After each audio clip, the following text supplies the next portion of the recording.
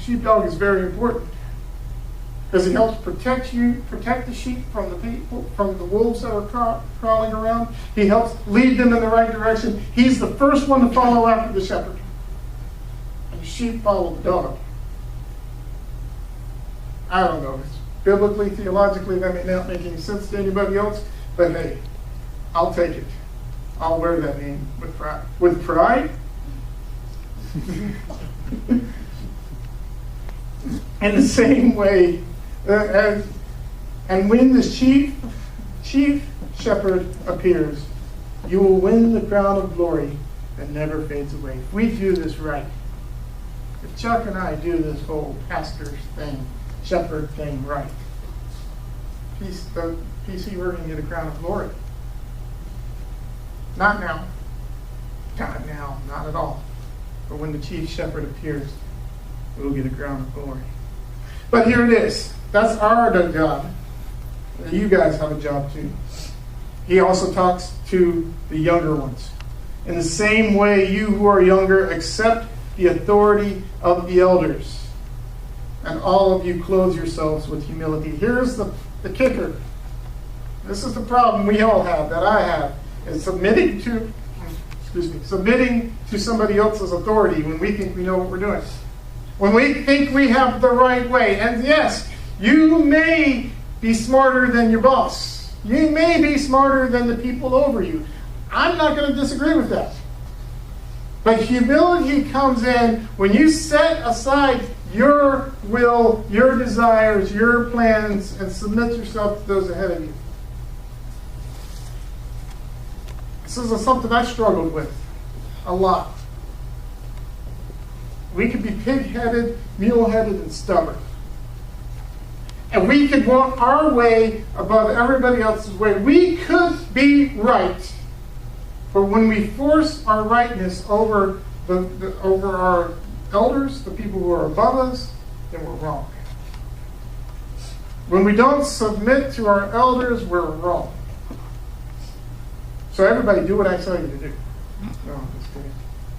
If we're working, if we're doing our jobs, if we're following what Peter put up in front of us in the first place, the second part won't be a problem. See how it works together?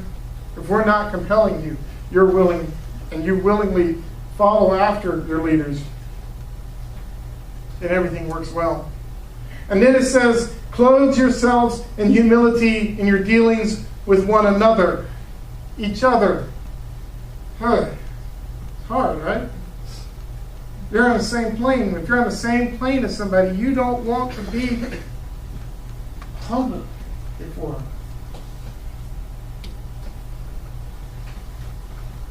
Looking at, let me open this up. Looking at the different types of pride that we come across. And, you know, the first part I was talking about was you've got power over people, so you want the pride over your power, right? You want pride because you have the position of power, of place. And then it says we also have pride where we have pride over our accomplishments and our skills. I've done this. I'm better than this. I'm good at this. I have built this. I am great. And God says, humble yourself. You didn't do anything. Unless the Lord builds a house, the laborers labor in vain. Psalms 127, verse 1.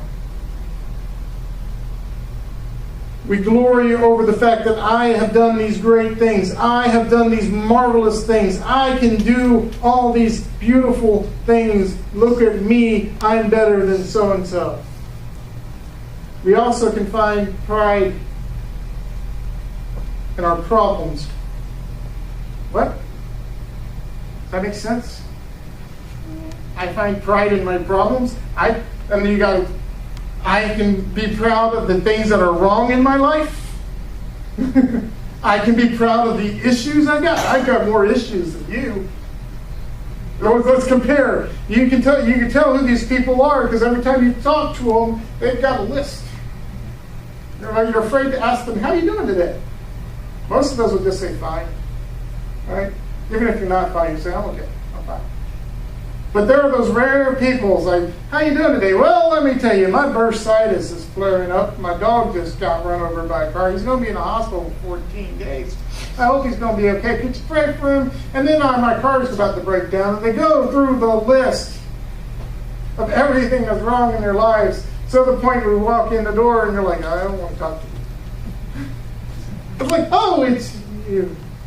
Hi. Well, aren't you going to ask me how I'm doing? No, I wasn't planning on it. We've got those people who are proud of their problems. They wear them like badges of honor.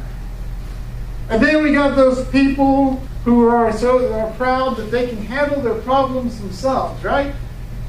I got it. Don't worry. I'm not going to ask for any problems. I'm not going to tell anybody what's wrong with me. I'm going to tackle these things, and when I run into an issue, I'm going to do it myself. I'm not even going to let God deal with these problems. This problem is too small for God to worry about. These problems are too small for God to take time out of his busy schedule to worry about my little issues. Well, what does Peter tell us to do? He tells us, humble yourselves, therefore, under the mighty hand of God, so that he may exalt you in due time.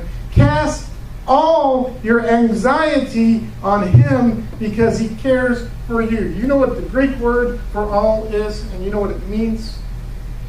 The Greek word for all means all.